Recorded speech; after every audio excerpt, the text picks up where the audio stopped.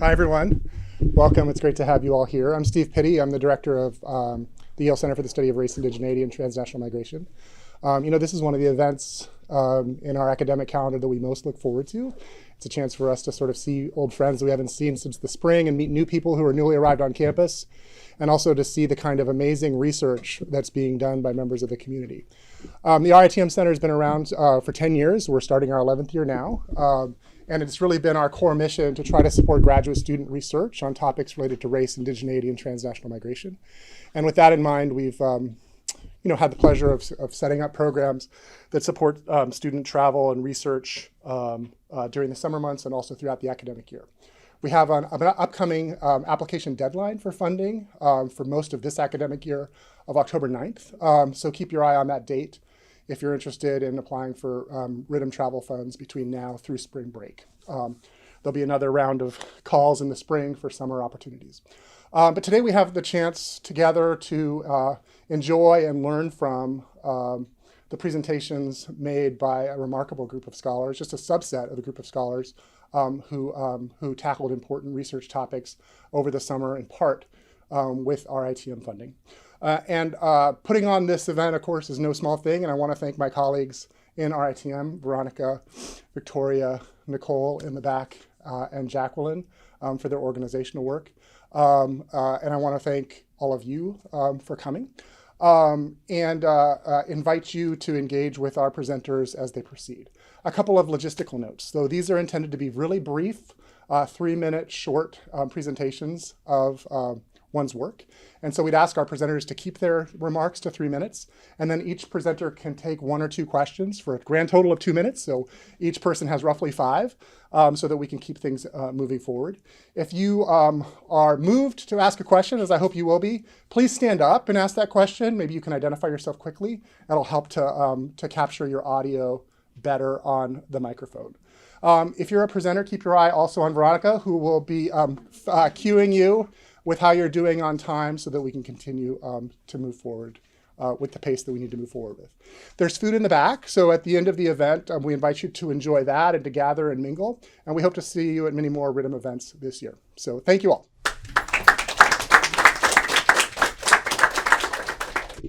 My name is Mollericona Alfaro. I am second year PhD student in the Sociology department. Very glad to be here.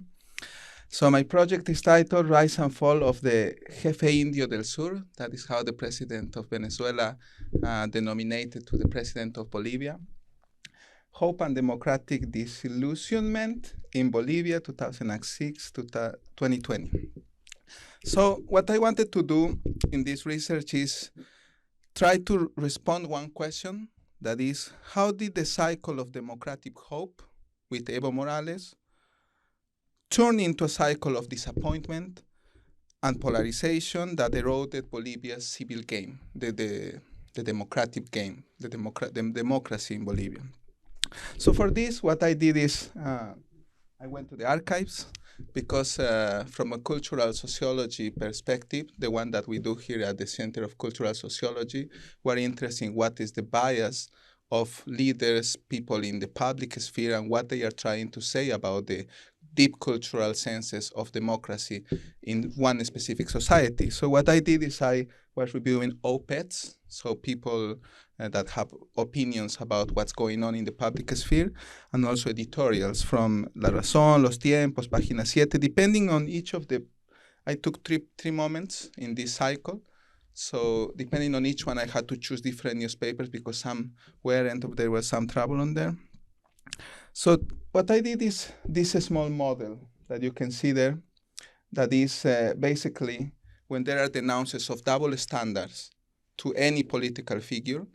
So there might be, in one way, you can create solidarity, or in the other way, you can destroy solidarity. So I was trying to play with that model, being what happened with Evo Morales that was mostly in the side of the full solidarity, and then how it ended in the eroded democracy or eroded senses of solidarity. So there were 3 moments that I review. So that's the start of Evo Morales. You can see everyone happy, a lot of hope, political hope. And this is the last part of the government when he had to resign and went to Mexico in 2019. In 1 minute, I will just say I took 3 moments. the start of the government, 2006, then 2016, there was a referendum about if Evo Morales should go on one or another cycle of votes, and then 2019 when the Solidarity broke. And in general, I think what I'm trying to argue, how are mechanism of symbolic decomposition and recomposition of senses of solidarity. And thanks to the funding given by RITM, I had the opportunity to go to the archives and really find some empirical backup to all this theoretical argument I was making. So thank you so much.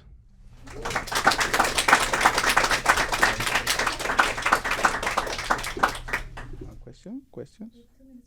Okay, if somebody has any question, well, I am here. I'm all yours for 2 minutes. Tell us about a challenge that you faced in the archive. Well, something in the archives. So I've been working in these archives, is the Archivo de la Vicepresidencia del Estado Plurinacional. But something that changed is when staff change, because we have a new government, actually they didn't know a lot of the newspapers I knew they had. So what I had to do is I had to tell them, no, can I just go and pick by myself? Because I know where more or less this thing. Because the other person was like, I don't think we have that. Yeah. So I think that was one challenge. And the second one was how to make sense of not having the same sources, the same newspapers from the three periods. So this is not my dissertation. It's a small project I'm working on. But I think I had to make a lot of argue about saying, okay, more or less we can try to compare these three moments with these different newspapers.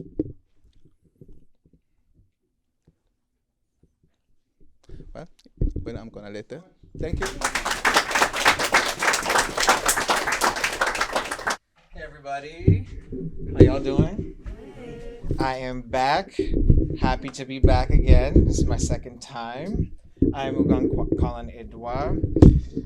What excites me is thinking about ritual sounds and African ceremonies in context, and then more specifically in Haitian Vodou ceremonies. I really need to start by saying thank you to RITM, because RITM is the only body that has ever given me money to go to Haiti, period. I am ineligible to go to apply for any kind of funding to go to Haiti at all. So I really want to thank RITM for this opportunity, because this summer added something really new and special to my dissertation. I'm going to describe this video before it's played. What you're going to see is you're going to see the adjanikon, which means ceremonial lead singer. Adjanikon is another word that's also used for the same individual, but it's usually used by people in an older generation. They use that word a little bit more, but for my work, I'll be using adjanikon because that's more common now. And so what he's doing, we are in a Vodou ceremony in Jacqueline, Haiti, and we are about to do a spirit salutation to the drums, which we are going to feed ritually. You'll see that he starts the ceremony, and you won't see this afterwards, but he also moves us along throughout the ceremony. You could play this now for us. Thank you.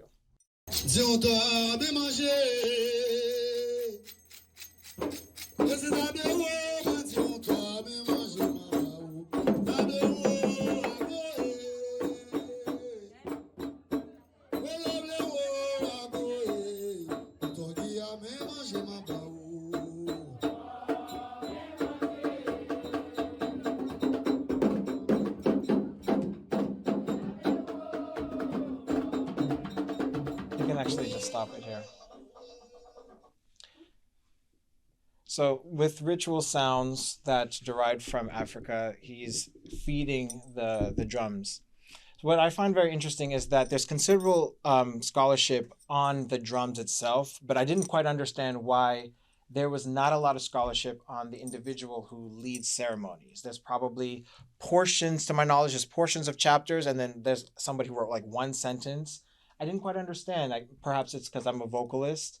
And I argue that they have the most important job in a ceremony. They have to know hundreds and hundreds of songs. They have to lead the ceremony. Each spirit requires 3 songs, one to open, close, and invite a spirit. There's a lot of things that go on, and they're responsible for the overall flow of the entire ceremony. I'll say one more thing. And what is very fascinating is that what they rely mostly on is the energies within the space. So what we don't know why this happened, but in the 1940s and 50s, the Agenicon were only women. They happened to become men, not become men, but more men started to take over that role after about the 60s. I'm still trying to figure that out. But anyway, really quick, I wanted to say that I'm so grateful for this opportunity to visit in the summer because I decided to write to my knowledge, the very first chapter for the Agenicon. They deserve it.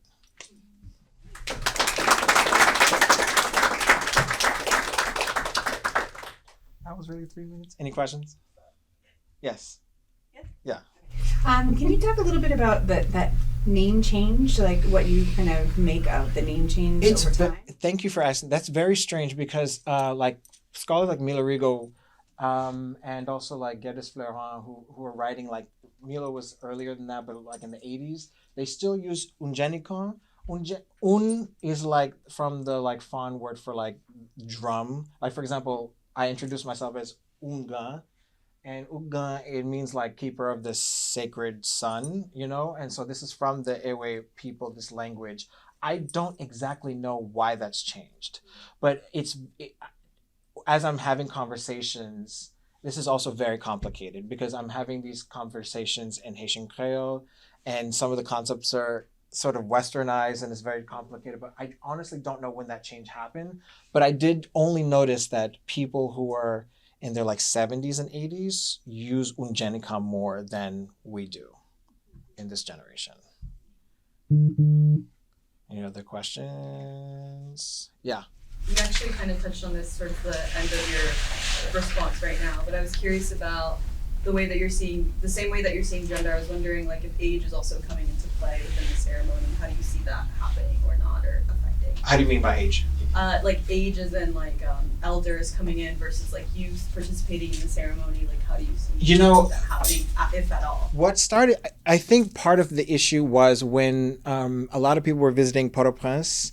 You know, Vodou was popular and for the Westerners, you know, and so I think what started to happen is people in certain houses would welcome, for example, like Bill Clinton and other people into these spaces, and they started to see, okay, well, we don't want the women to do this anymore. Perhaps that's why men started to take over that role because of the popularity and because of the views that the United States, Haiti used to get from the United States and beyond. Perhaps this is just a guess. It's not really clear why the roles have changed. But what they do believe, I'm going to say one more thing. What they do believe is that people who possess a higher access to their feminine energy has more of a direct connection to the spirits. Thank you.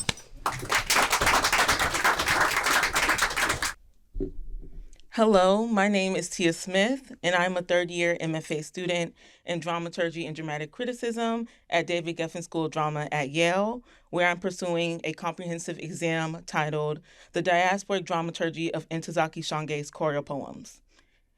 Invented in the 1970s by Ntozake Shange, the author of 15 plays, the choreo poem is a dramatic form that blends poetry, song, music, movement, and dance to affirm the lived, racialized, and gendered experiences of Black women and girls. My research, in part, explores how the choreo poem engenders the healing and reunification of Black people living in the Americas. According to Shange, quote, "The very function of racism is to make us think that we don't have the right to be alive." The choreo poem, operating as a safe space for Black women to convene on stage and in the audience, counters Black women's forced isolation and displacement through its disruption of Western aesthetics, such as linear time, geographic boundaries, and standard English. This past summer, with the support of RITM, I viewed materials regarding Shange's groundbreaking first choreo poem, For Colored Girls Who Have Considered Suicide When the Rainbow Is Enough, located at the New York Public Library for the Performing Arts. In the archive, I encountered 1975 and 1976 drafts and production scripts of For Colored Girls, rehearsal reports for the original off-Broadway run, and liner notes for the 1976 cast album. Along these materials, I read published reviews, scholarly criticism, and contemporary choreo-poetic works such as Alicia Harris's Is God Is and Ryan Calais Cameron's For Colored Boys. In studying the production history and script revisions of For Colored Girls, I now see the choreo poem as a dynamic text that expands or contracts based on the creative, social, and geographic context. Early drafts of For Colored Girls began with a ritual during which performers danced, suggesting the birthing of themselves. This was used to highlight that Black women must create our own self-images. This moment was eventually cut out by producer Woody King Jr. In 2010, Shanghae revised For Colored Girls, updating the character Bo Willie Brown as an Iraq War vet and adding the poem Positive to address the disproportionate rates of HIV/AIDS among Black women. And although For Colored Girls is now synonymous with Black actresses due to the casting of its mid-1970s New York productions, one early San Francisco production included Black, Asian, Native American, and white performers. A daughter of the Black arts movement, Shanghae used the term color to invoke a third world identity. Looking forward, I'm interested in how my readings of Shanghae's other plays, like Spell Number 7 and Boogie Woogie Landscapes, might complicate my present understanding of the choreo poem's functionality. Thank you.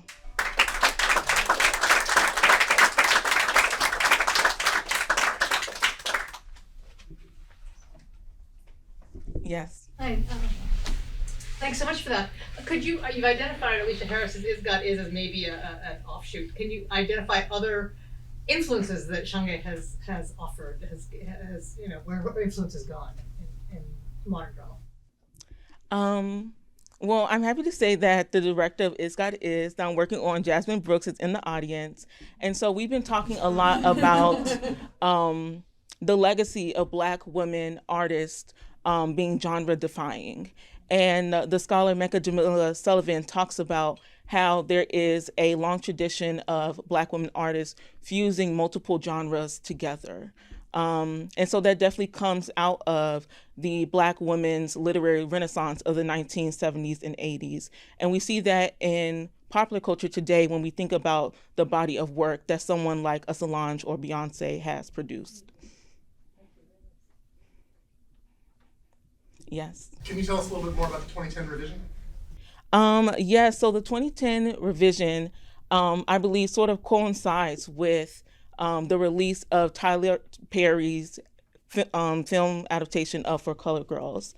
And what is interesting about specifically A Night with Bo Willie Brown is that has historically been a very contentious poem within Black theater, because many feel that it is a flattened representation of Black masculinity. And so revisiting that poem and sort of making it contemporary, I think Shanghae aimed to sort of highlight that there are depths to these characters. And specifically, this character is dealing with PTSD. And I think in early readings of the play, specifically by Black male critics in the 1970s, these nuances were ignored. Thank you.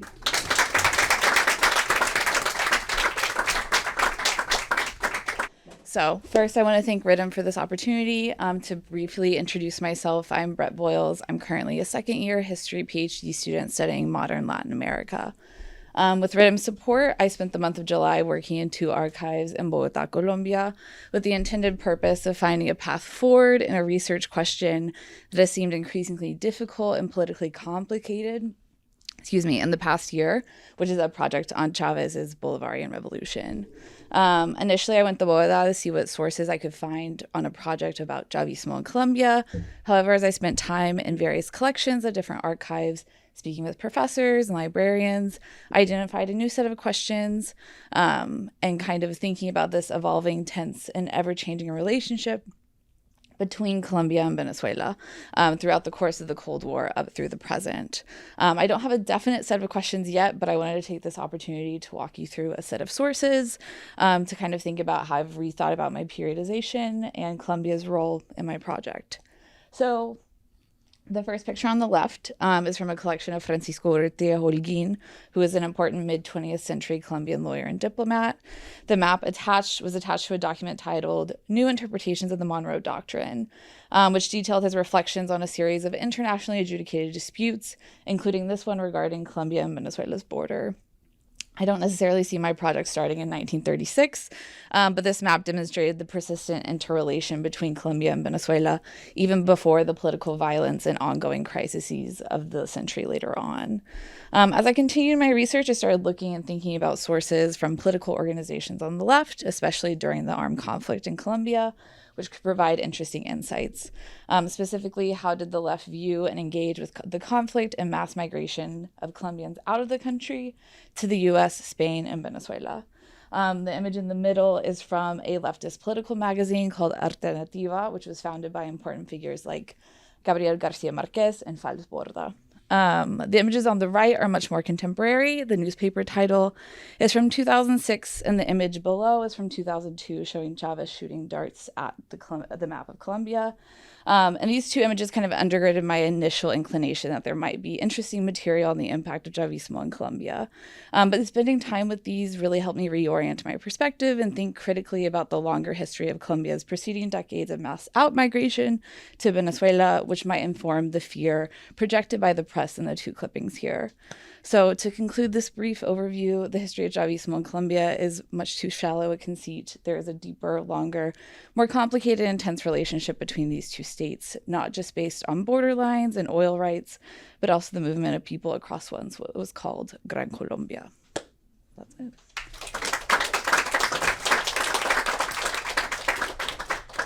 Questions? Yeah. How important will oil be to your project? I don't know.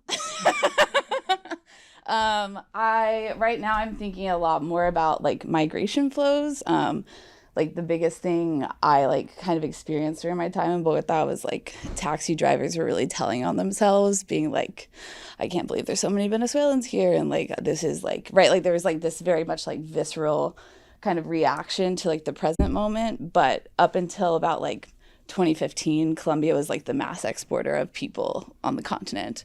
So thinking about kind of that relationship between Colombia having this history of migration, and now we think of Venezuela as being that kind of original, or like that being like the bulk of it now, is kind of where I'm sitting. Oil will be in there somewhere. Yeah. Good. On that note, how important would religion play in? Because I know in quarter of Latin America you have like Christian liberation theology kind of emerging as well. Do they kind of share the same perspectives? Or? I think it will depend on how like Cold War I go, and how much of like the armed conflict I talk about in Colombia, right? And thinking about like the armed left, because the armed left obviously like overlaps with liberation theology, and kind of like 1968 was like a moment in Colombia where liberation theology emerged. So unclear, but it'll be in there somewhere. It always has to be. Okay, good. Yes.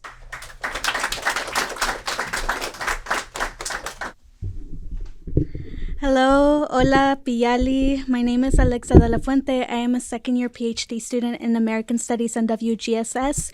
This summer, I was fortunate enough to have conducted oral histories of my family and a few indigenous families in San Luis Potosí, Mexico, as a way to trace understandings of indigenous communities within this region. I visited the Huasteca Potosina from June 10th to June 12th, and I recorded several oral histories from the Gomez Martinez family, pictured here making some gorditas and enchiladas.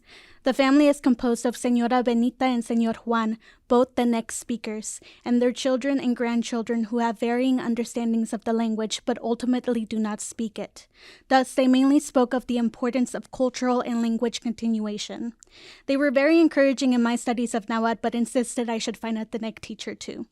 Señor Isidro, a Nahuatl man well respected and known in his community, also similarly talked about the significance in learning about Nahuatl culture and the language, yet he mainly tied these sentiments to land rights, sovereignty, and health issues that arise when people cannot grow and eat their own food. He made me these enchiladas pictured here, accompanied with some nopales all grown in his backyard. He encouraged me to come back for their Day of the Dead celebrations. Celebrations was an overarching theme for the next part of my trip as I made my way towards Zaragoza for the town's Fereza, or Big Fair, thrown in honor of their patron saint, San Antonio de Padua. If it weren't for this festival, my tia Cata, the eldest surviving daughter of my great-grandma, would have not been able to show me the looms she and many of members of my family worked on for their artisanal products, pictured here on the far left. Although my family's oral histories never explicitly address indigeneity, I do want to state that my general inquiries into how they understand indigenous communities in Mexico resulted in them briefly mentioning mass media depictions such as La India Maria franchise or knowledge of indigenous artisanal craftspeople that migrate to sell at La Fereza or in tourist destinations. As a final note, I became increasingly interested in the Capital Arts Center since it was formerly a prison.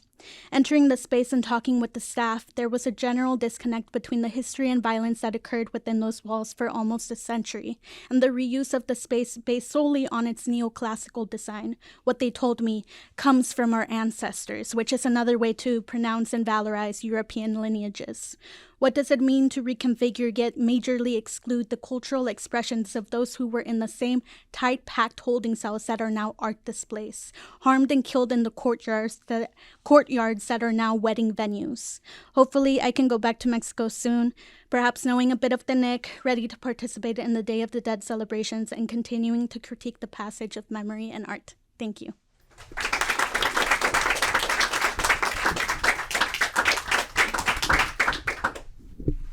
Any questions? Yes. Alexa, did your methodology change from what you anticipated? Oh yes. Well, I had learned about how to conduct oral histories through a few Latinx projects, a part of like my history classes at Brown. But I was over preparing. I think I had like a whole folder. I had my consent forms. I had my descriptions in English, in Spanish, and in Nahuatl.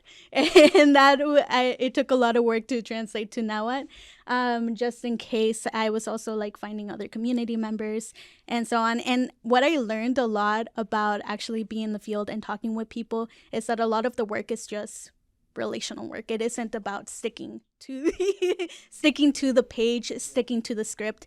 It is about just talking with people as people. So, yeah. Yes.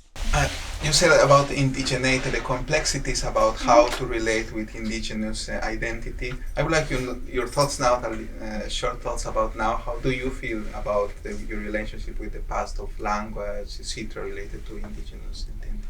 So I guess coming into the summer, I was really trying to understand if, like, talking with members. I have never met my family in Mexico, by the way. That is also a major part of why I went, because I think one of those things that I have always found with people in my community is that a lot of my friends or neighbors regularly went to Mexico, and that wasn't my reality at all.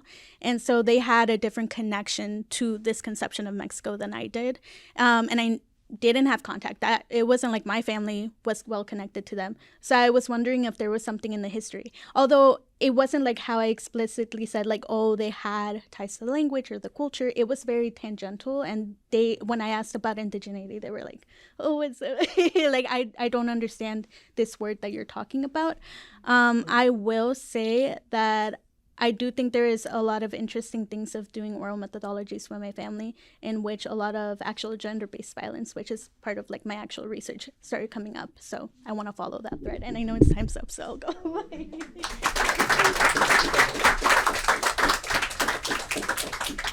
Hi, everyone. My name is Maya Rabinowitz. I'm a second-year PhD student in social psychology, and I'll be sharing a bit about my work today on how stories shape our perceptions of systemic racism in the U.S. So when we talk about racism, at least in psychology, we usually frame it as the biased attitudes, beliefs, or behaviors that are carried on by prejudiced individuals, so as something that's rooted inside individual minds. But a growing body of research is demonstrating the ways that racism is also built into the cultural products of the world around us. So how things like our mainstream books, movies, and media, or even common school curriculums and history lessons, how these facilitate ways of seeing the world that help maintain the current racial hierarchy. So following this research, my project was designed to answer two broad questions. The first was, how are popular narratives, so the mainstream stories existing in the world around us, how are these contributing to people's justification and support for racially biased institutions? And the second question was, how might alternative stories be a tool for effectively communicating about systemic racism in these institutions in a way that increases awareness and opposition to the racial bias? So for this project, we focus specifically on narratives of incarceration because the carceral system is culturally central in the US and is a large driver of systemic racism. We recruited approximately 600 white participants, and we asked them to read one of three different types of stories. Some participants were assigned to read redemptive stories of incarceration.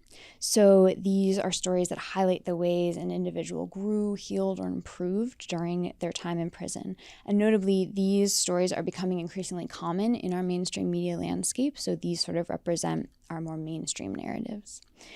Some participants were assigned to read critical stories of incarceration, so alternative stories that highlight an individual's experience of bias and racialized harm in the carceral system.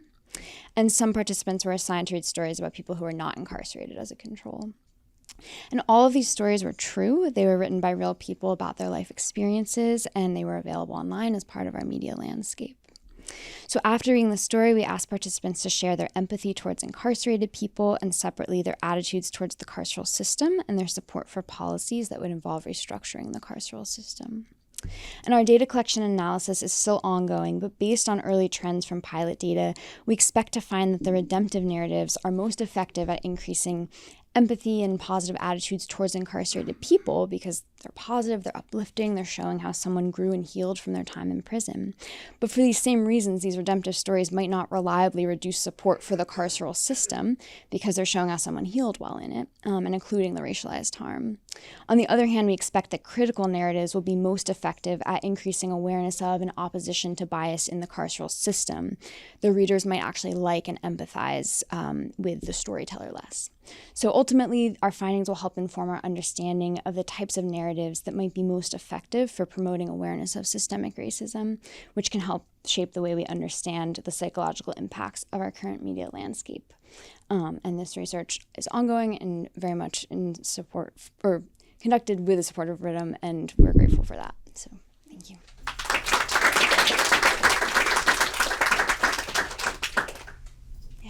Can you say more about the participants that you because I thought I heard you say you involved 600 white participants, and I was just curious about where these people are from, if they're like first generation, and why are they white? You know, in this sense, like how are you determining somebody's whiteness based on to participate in this study? Yeah, for sure. So this is people who self-identify as white. So these were participants who we recruited online. They reported their racial identity as white. The reason for that is that for this first study, we were interested primarily in understanding how these stories are shaping members of advantaged groups' understanding of these systems, specifically given that they are, beneficiaries of these systems, how these stories might influence their cognition. And there, of course, are other intersecting factors with someone's racial identity, and we measure all of that, and we control for what we're able to in the analyses. But of course, that's true that it's more complicated than simply someone's self-report of their race. Can you share a little more about what these stories were? Were these like social media posts? Were these like films or novels? Like where did you locate these stories? Yeah, these were so the incarceration stories were on the Marshall Project. They have this series called Life Inside where incarcerated men are writing, and women, but we were having it only be stories from men just for control across the conditions. They're writing about their life experiences, and so we just coded them for the different qualities that were in these stories, whether they're more critical or more redemptive. And so this was all written narratives. It wasn't, movies or audio, although those, of course, exist too, and I think that's sort of a direction we're hoping to head next. But yeah, that's where we found him. Thanks. Thank you.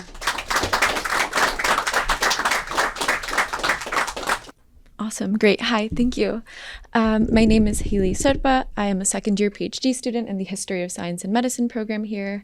And my research broadly examines how population became a central scientific category in the human life and social sciences in Latin America, really thinking of anthropology, sociology, biology, pedagogy, and psychology. And I really focus on the late 20th, early 21st century in Latin America, where women became really integral to the project of population science, despite their roles being almost consistently invisibilized. So starting in the 1960s, Latin American universities established population studies programs across the region, creating institutional spaces where many women could enter the sciences for the first time and become a part of this project of population knowledge. And some of the questions that my research is interested in asking include who counts and whose work counts, how is population knowledge made, by whom, and to serve whom. And this summer, with the support of RITM, I was able to conduct archival research across Peru, primarily in Lima, in national municipal archives, universities, hospitals, scientific institutions, and museums, really focusing in on the labor behind population science and the creation of this corpus of numbers. So for example, there's Violeta Sara Lafos, a feminist sociologist and demographer, who conducted some of that foundational work in Peru when it comes to fecundity and migration surveys, as well as Elsa Alcántara, who was the first woman to graduate with a degree in anthropology from a Peruvian university, as well as later president of AMIDEP, the premier inter-university network of population research in Peru. Most histories of science and development in modern Latin America tend to focus on male technocrats and economists tied to the United Nations, the World Bank, and USAID. But instead, my archival work really focuses in on the invisibilized labor of demographers, nurses, social scientists, teachers, really illustrating what I think and what other historians of science have coined as the Matilda effect. And the Matilda effect specifically describes the systemic exclusion of women's contributions to historical narratives of science. And I think this is very much what we see here in Latin America in the 20th century. I also pursued a side project tracing how population logics extend beyond human bodies. So I was able to visit Tingo Maria in the Peruvian Amazon, where I visited a butterfly farm that had been funded by development agencies, including USAID. And here we can see how thinkings of population ecology and entomology are also, folding in butterflies into projects of managing life. And with this, I sort of all come together to share how population has really never been neutral. It is instead made, managed, and contested through gendered and racialized labor. And by centering women scientists, health workers, and educators, my research argues that population is not just counted, but is instead something that is made and a site for constant negotiation. So thank you.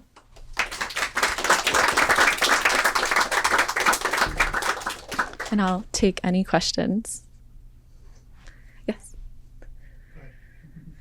Okay, I was just curious as to how the kind of freeze and eventual, it wasn't just a freeze, but eventual pause of US aid in Latin America during this time, well, it really started in February, but then extended for many months, affected your research, if at all, in Peru specifically, working with these organizations that were reliant on USAID, but then because of administration changes and all of that, we're no longer able to receive funds or things like that. Did you see that come into play with the people that you were working with, the orgs that you were working with? How did you, kind of situate yourself in your work in that kind of afterfall of USAID, quote unquote? Yeah, thank you. That's a great question. I think one of the things that stood out to me is how creative these groups can be when it comes to, I think, resourcing funding, but also I still think working within the confines of very much a global system of capitalism. So in particular with the butterfly sanctuary, we saw this transition towards global export of butterfly insects, and that being now their sole sort of business. So they're very much, the word that they use to describe themselves now is a bionegocio, un negocio biológico, so a biological business. So again, we're thinking here of how extractive ideas of reproduction on bodies of humans can also be seen sort of playing out on ideas of animals and insects in this case.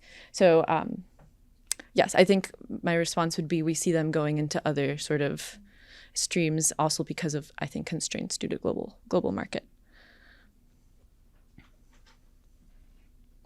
Awesome, thank you.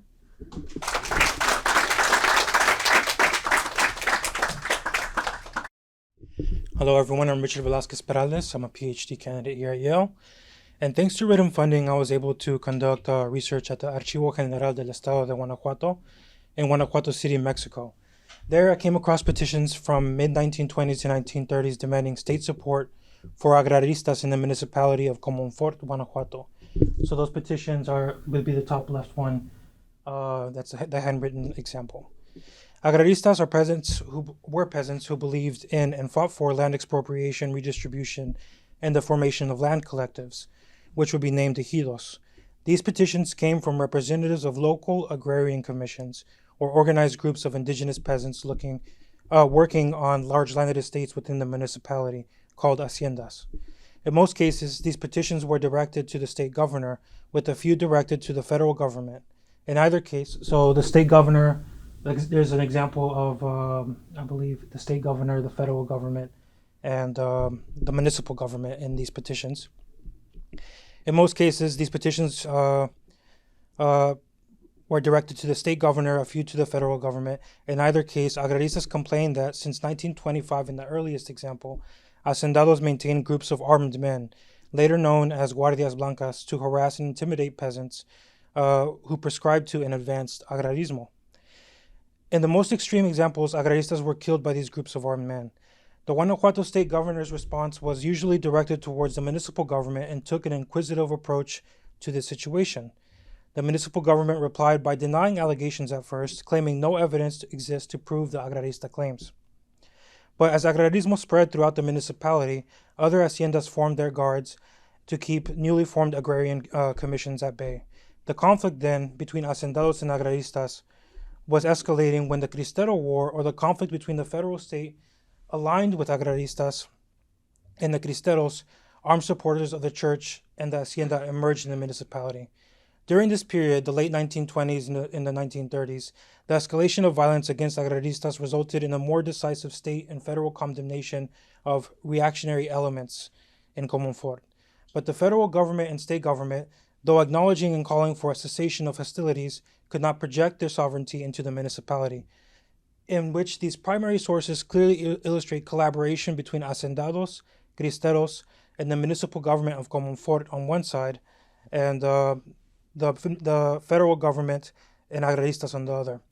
Agraristas in the early 1930s then realized that they were on their own, as the government could not project its sovereignty, and as such escalated their tactics by arming themselves and occupying hacendado land by force, driving the federal government into action during the Cárdenas presidency.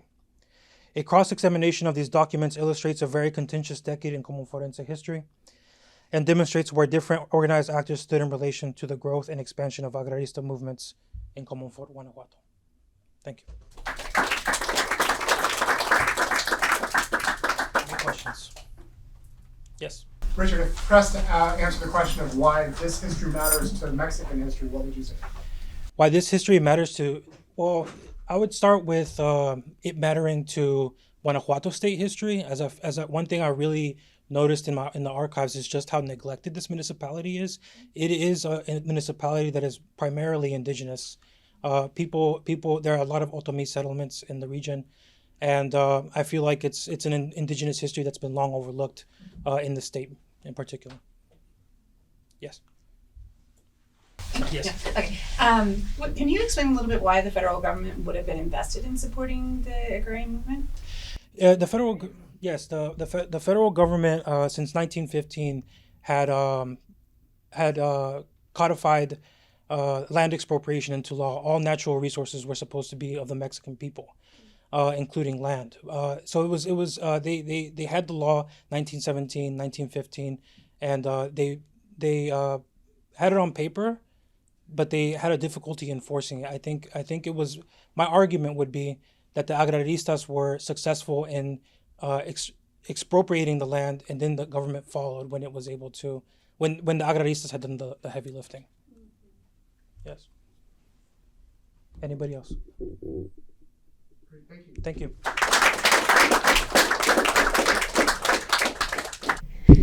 Hi everyone, my name's Semona. I'm a senior in the ER&M department, and my project, I'm currently completing a year-long senior thesis. I'm particularly studying the Windrush generation, which is a generation of migrants from what was formerly the British Commonwealth in the Caribbean that migrated to the United Kingdom to sort of perform cheap labor to build up Britain's post-war economy after the Second World War. I'm particularly analyzing this trend of migration, which ranged from the 1940s to the 1980s within the context of the rise of decolonization movements in the Caribbean, which brought a rise to Pan-African sort of thought and Rastafarianism more generally, which birthed reggae as a sort of music which reflected those political ideologies. This project is concerned with the rise of this music in the United Kingdom in sort of as the members of the Windrush generation migrated to the UK, and also, so it's reflective of reggae's globalization more generally, but also of the Windrush generation as being a people that held a sort of breadth of musical and cultural knowledge on reggae. So yes, generally I'm very interested in exploring reggae as a musical and cultural and socio-political phenomena, and particularly looking at the way that this music built a sort of Caribbean diaspora through pirate radio, parties, and carnival, in the sort of broader context of the UK's anti-sort of Black society during the time. So contextualizing this within racial and sort of political violences as well, and generally answering questions of like how this music affected or cultivated cross-diaspora communication between the UK and also the Caribbean, movement building, and then also how this, in what ways this music also relates to sort of carcerality and policing. And so with the help of RITM, I was able to look at archival material in London, in the Black Cultural Archives and the George Padmore Institute, which I was able to sort of gain a lot more of sort of historical background to these music in both the UK and then also in the Caribbean. So I was able to sort of sort through this material, organize it, and then also complete a literature review at the end of the summer, which is really great. I'm also sort of in the process of like making this an actual official project. So I'm also thinking about modifying my methodology, looking at sort of archival things, but also thinking about interviewing. So IRB in October, and also just continuing to read, question. I'll be presenting at the Mellon undergraduate conference this weekend, so I'm excited for that. And so yeah, just excited to sort of see what new ideas and perspectives come up in the next couple of months.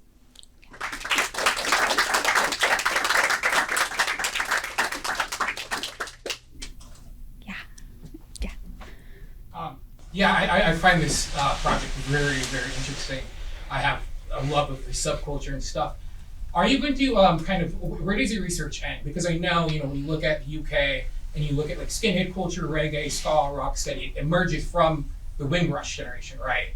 But then I'd say like the late 70s, early 80s, you see the rise of the National Front, the British National Party, and this kind of racialization of Black culture into white supremacy. Yeah, I think the reason that I'm interested in the 1960s and 1980s particular is because of that sort of racialization and the rise of the National Front and like conservatism in the UK, which is why that sort of is the like time period. But I think scope is something that I'm continuing to think about because reggae and sort of DJ sound system continues to evolve throughout the 90s. You sort of start to see the 2010s, like radio, like CDs are sort of becoming a thing. And there's also like sort of increasing laws and legislation around the sort of like actually distributing the CDs and things like that. So I'm thinking of it sort of being like an intervention, something that's like a side note, and recognizing that this is a history that's like ongoing and that is necessary to sort of continue thinking through, which I guess I think is why I think it's important. But yeah, sorry if that wasn't an eloquent answer. Yeah. Is there anything that particularly fascinated you when you were looking at the archives in London? I think I was really fascinated to see the newsletters and how much actual, like aside from the sort of like sonic landscapes there was actually a lot of archival material that looked through like newspaper clippings and through like sort of collectives. There's a lot of like very material proof of this sort of sonic like thing that was going on through reggae in the UK. So I found that to be really interesting. Out of time, but thank you so much.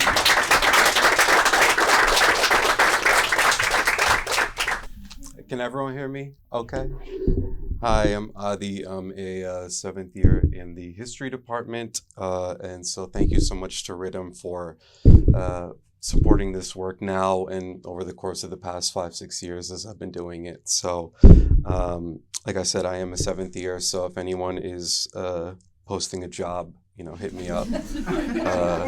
It's not a joke, but yeah.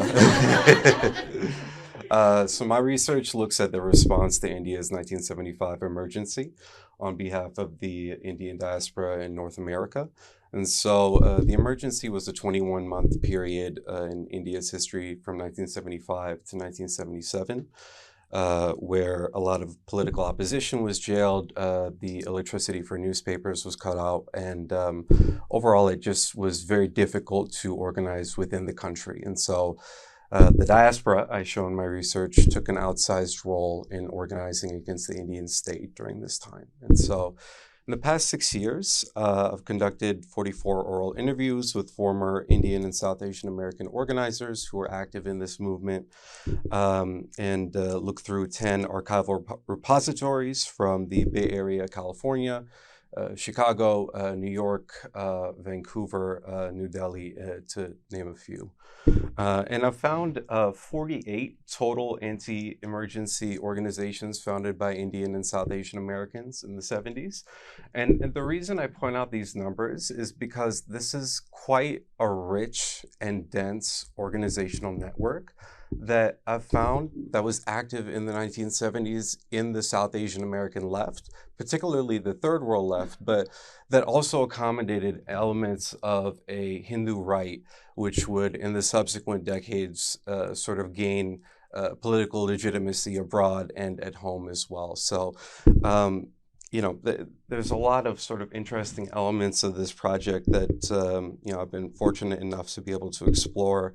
One is the nature of coalitional politics in the period. Like I said, the left and the right were both pushed underground by the emergency. So these sort of like interesting coalitions, within Indian politics, but then also working alongside different third world left groups in the US. So from the Black Panthers to Bayard Rustin's group and former core organizers, different Indian American organizers, depending on how they understood and conceptualized the third world left and third world project, found allies in different sort of civil rights and then Black power struggles. Also interested in historical memory, the creation of transnational print networks, and then state diaspora relations.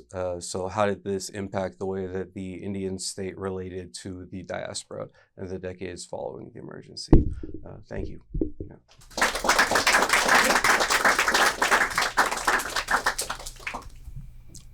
Any questions? Yeah. Can you speak a little more about historical memory and how that fits into your project? Yeah, thank you so much. Yeah. This is something that's been obscured quite a bit from our historical memory. I mean, I'm in conversation with Asian American movement scholarship and South Asian American historiography. And so the typical timeline of South Asian American historiography is a lot in the early 20th century with the Ghadar Party and like radical anti-colonial organizing. And then it jumps to sort of like 90s and post 9/11 organizing. And so post 65 radicalism and like third world, organizing just generally is something that's been widely unacknowledged in South Asian American historiography, and then also Asian American movement historiography. So this is happening around the same time as the self-described Asian American movement, where the term Asian American is developed by Chinese, Japanese, and Filipino students at University of California, Berkeley, where, at the same campus, Indian students like these were organizing entirely independently from self-described Asian American collectives. And so I think this also helps us understand a bit about pan-ethnicity and where South Asia as an identity and a political geography fits into Asian America more broadly. Yeah. Cool. Can you just take us into one organization briefly? I mean, one of the 48 sides, makeup. Yeah, anything about internal dynamics? Yeah, absolutely. One of the most prominent groups that I'm looking at is Indians for Democracy, which is a group that was founded in Chicago. They end up having 23 chapters across North America.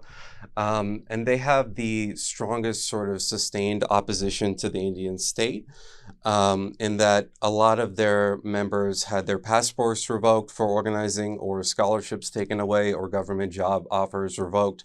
And so the Indian state did what they could at their disposal to sort of, leverage these tools such as passports and scholarships to disincentivize certain forms of organizing. And so Indians for Democracy is interesting because it's a primarily small contingent of center-left Nehruvian socialist Democrats, what we might say, but also accommodated elements of this fringe Hindu right that would continue to become more powerful in the decades after the emergency, while this sort of rich third world left begins to disintegrate. So that organization sort of captures a lot of the contradictions of the period.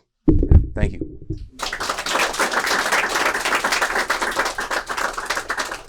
Hi everyone, I'm a second year in the history department. I'm studying the Indus River Delta, 19th, 20th century Sindh. And my project, my summer project examined how indigenous Sindhi worldviews intersected with colonial statecraft and global knowledge circulation.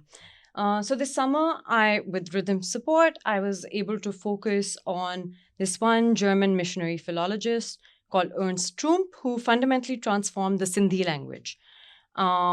When the British conquered Sindh in 1843, they faced a problem. Was Sindhi even a language?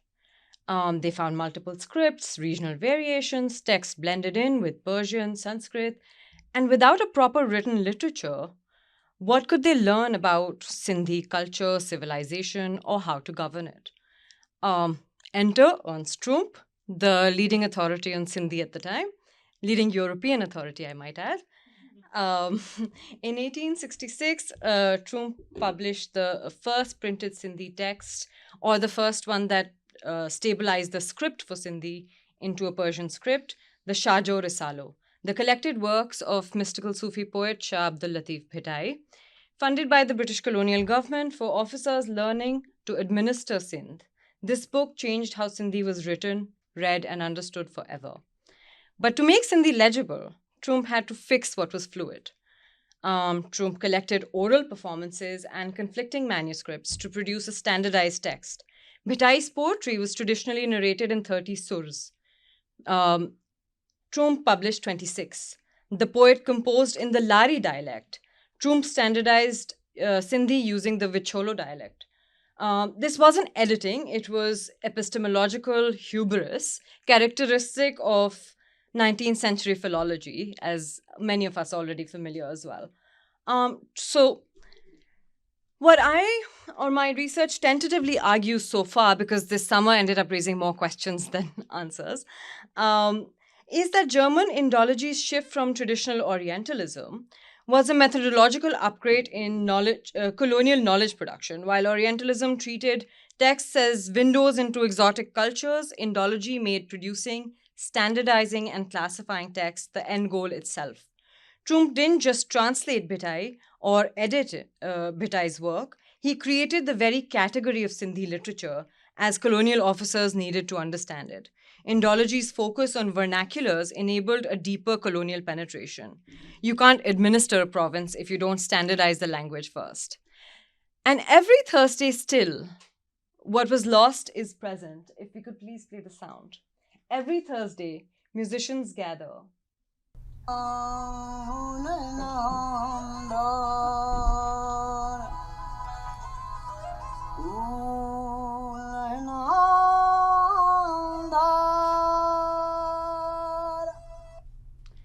I'm sorry, this is only 10 seconds. You're very welcome to go look. It usually goes for more than 12 hours.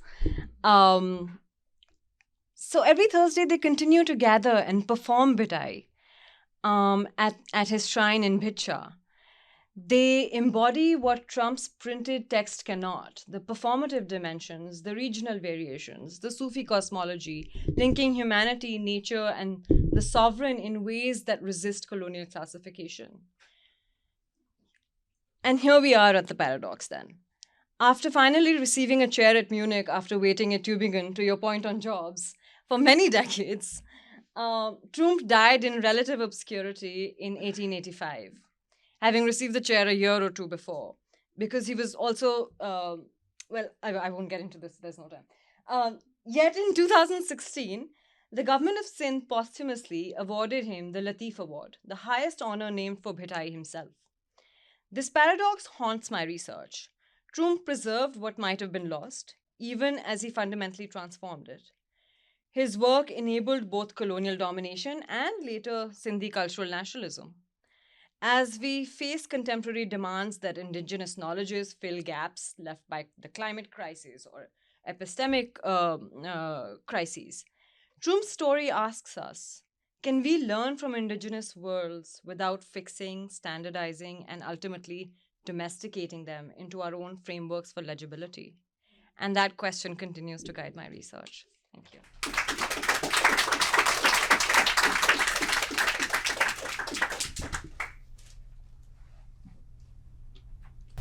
Was he an unapologetic supporter of British colonialism? In other words, was his effort to standardize language, an ambivalent effort to solidify colonial authority? I would tend to say yes, absolutely.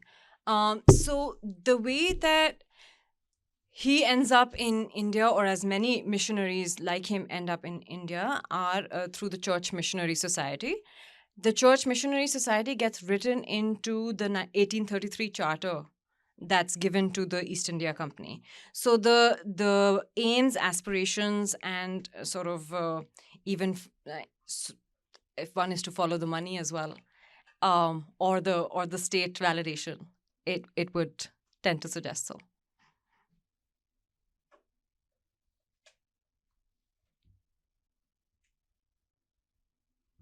Thank you. Hello, my name is John Millay. I'm a third-year American Studies PhD student, and I'm Dakota and Assiniboine Sioux from the Red Bottom Band at Fort Peck, Montana. Today, I want to share some of the research I've been doing in the Lonnie Nelson papers at the Allen Special Collections at the University of Washington, Seattle. Research made possible through a Yale RITM travel grant. This research connects closely to my work on Hank Adams. Hank Adams right here. An American Indian activist from the same tribe as me, who's one of the central figures in American Indian activism during the 20th century. In Antonio Gramsci's terms, Adams was a organic intellectual. Even though he completed only 2 years of college, Vandeleur Jr. would call him the most important Indian of the late 20th century. A lot of Adams' activism grew out of the federal government's Indian termination and relocation policies in the 1950s, which threatened tribal sovereignty and tried to dismantle native nations. As Vandeleur warned during this era of urgent crisis, this is our last chance. After this, we won't get another one. Adams was involved in nearly every major event of this period. He helped recenter American Indian activist strategies in the Pacific Northwest during the early 1960s fissions.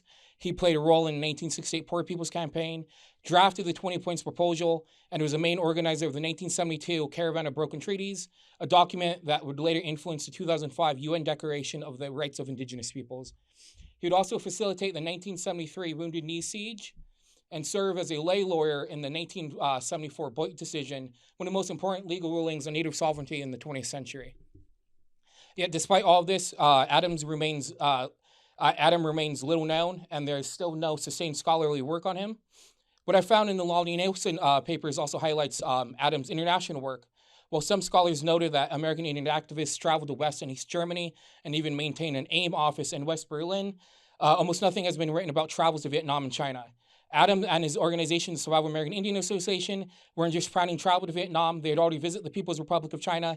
On top of that, they were invited to the 1972 UN Stockholm Conference on the environment, one of the first international conferences to focus on environmental issues.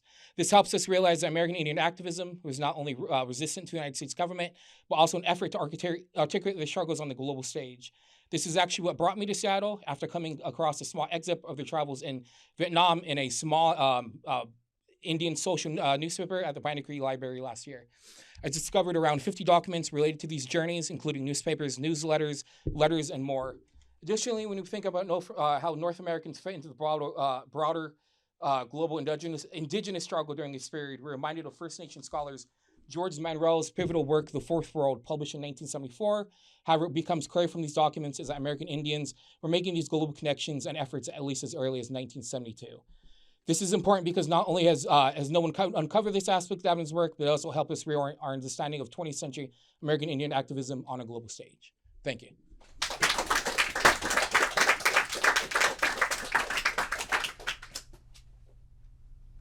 Yeah. John, somebody who was concerned about colonialism and U.S. empire, did he have a message to Native soldiers in the U.S. military? Yeah. So to save on time, I didn't really talk about this, but I actually found out about him through his activism with U.S. soldiers. So through Bernie Whitebear, Sid Mills, he actually got a lot of Native soldiers out of the Vietnam War, and he actually talked to congressmen such as George McGovern, and we actually see those letters in the Lonnie Nelson papers.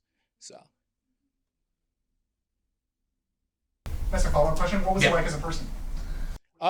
Very serious. So part of the reason why he's not as famous as Clyde Bellincourt or Russell Means, the kind of TV stars of AIM of the 1970s and 1960s, was he was a very serious person, very studious. He wrote the 20-point proposal in 48 hours in a motel room in Minneapolis right before they had to go to D.C. So he didn't really play around. There's actually this letter that says he wrote to a congressman. It's like someone has to do the hard work. So, thank you.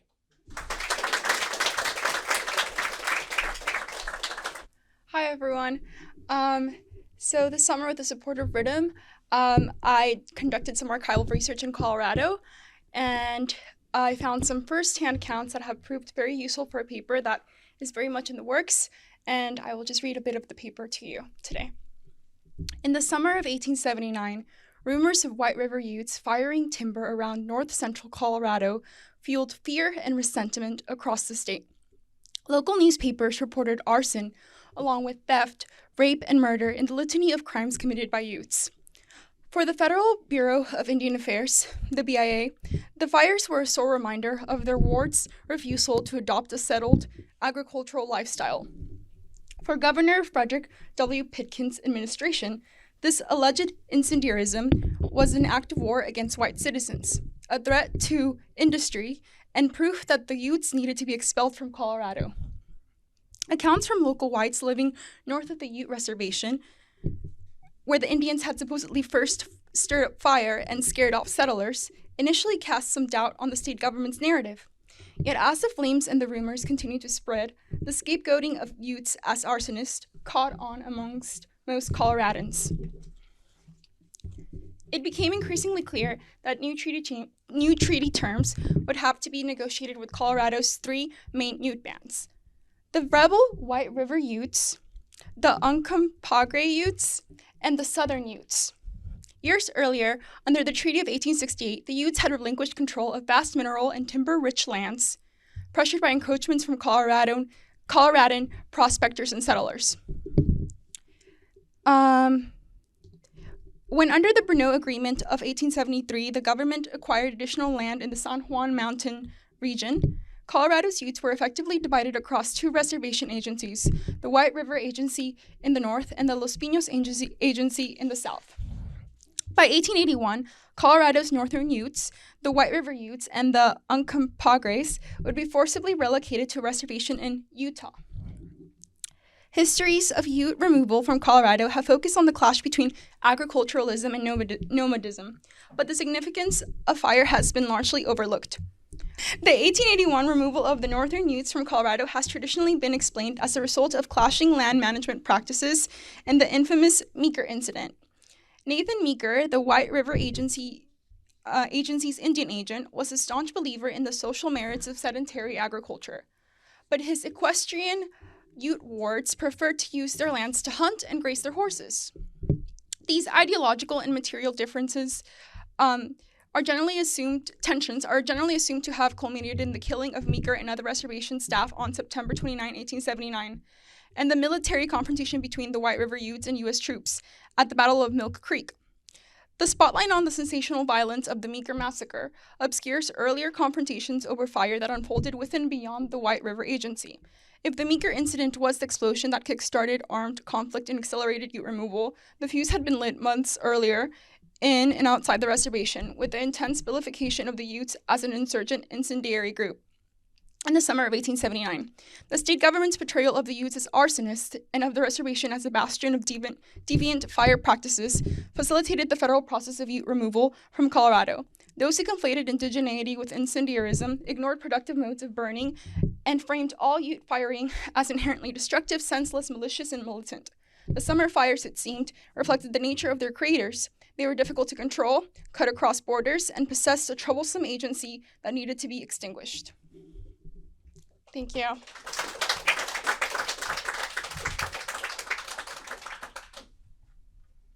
Any questions? So during this period, also, right, you have the Sand Creek Massacre and the Hunt Gate Massacre in Colorado. How much are these massacres and these things playing into white and Indian tensions in this? Yeah, so part of the paper actually goes into why they were called like insurgent, or why they were described as insurgents. So when they were going out of the reservation to hunt, they were using fire to corral game. And this game, they traded with white traders for ammunition and for sometimes alcohol too. And so the federal government was also very concerned about them going outside the reservation and acquiring arms and ammunition. And there were rumors that they were going up to Wyoming and essentially aiding other tribes and causing tensions, etc. And in some of the newspaper accounts that are arguing against actually removal come from Chicago and like sort of eastern areas where people are saying that this isn't fair, etc.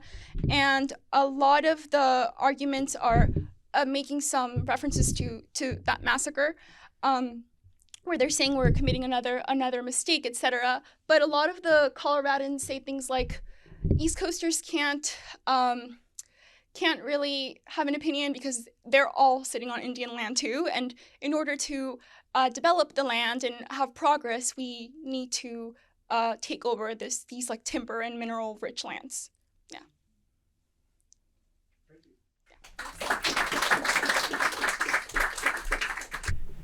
Hi everyone.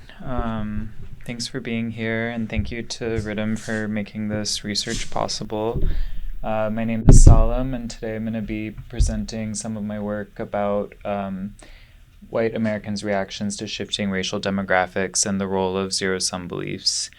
So the United States is getting more diverse, and as racial diversity continues to increase, the U.S. Census Bureau predicts that racial minorities will make up more than half of the nation's population by 2044, resulting in what many have called a majority-minority nation. Exposure to this kind of information about shifting racial demographics can lead members of the dominant group, or in this case white Americans, to experience something that social scientists call status threat, which we define as a concern over their group's position in society. This kind of threat has a number of important sociopolitical implications. So those who experience status threat in response to information about diversity are more likely to oppose policies that support diversity, like foreign immigration to the U.S. or affirmative action. They're more willing to engage in anti-immigrant behavior and more likely to support far-right political parties and politicians.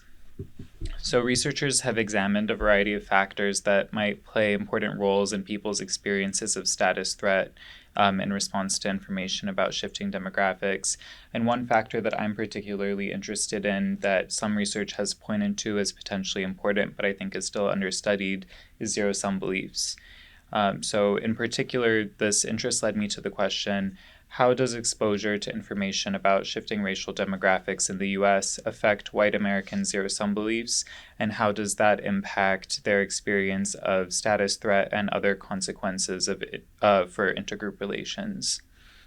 So to study this, I designed an experiment to investigate how exposure to diversity affects zero-sum beliefs, I recruited 800 white American participants and randomly assigned them to read an article about the prospect of a majority-minority nation, or they read a race-neutral control article, and then participants reported their levels of zero-sum beliefs and status threat. I found that exposure to this information about diversity predicted white individuals' reports of higher zero-sum beliefs compared to exposure to race-neutral information, and that in turn led them to report higher levels of status threat. These findings have, important implications for intergroup relations. Like I mentioned earlier, experiencing threat over one's place in the racial hierarchy predicts a whole bunch of negative outcomes for intergroup relations. And so this work kind of offered a starting point for me to figure out how to think about how white people are reacting to information about diversity and what the downstream consequences are in the future. So thank you.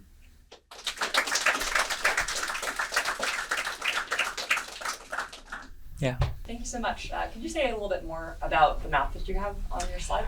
Yeah, this is a map that just shows projected increasing the it shows the projected demographic makeup of the United States. So the colored areas are where there's more projected increase of minority populations. I didn't use this in my stimuli in my experiments. They read an article that had a pie chart that showed projected amounts of white people versus racial minorities or specific racial minority groups, along with a description of how those trends would pan out between now and 2044. But yeah. Yes, I believe you said 800 participants, correct? Mm-hmm. Are all those from the same geographical region, or did geography play a role in this? No, so they were all white American participants, but from every part of the U.S. And also across the political spectrum, so people of different political ideologies and ages above 18. So it was a pretty diverse sample, but they were all white Americans. Yeah. That's it. Thank you.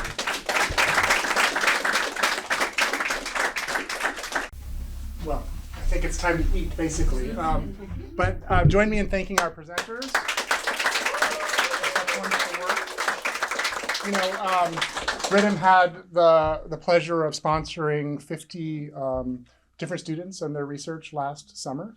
We hope to continue to do that. I think most of you, if not all of you, will agree how important this kind of work is in the times that we're now facing collectively. And as we sort of move to the back of the room to get food, I would just urge us to continue the work together, right? We need our kind of collectivities. We need spaces like this one and other ones on campus and off campus.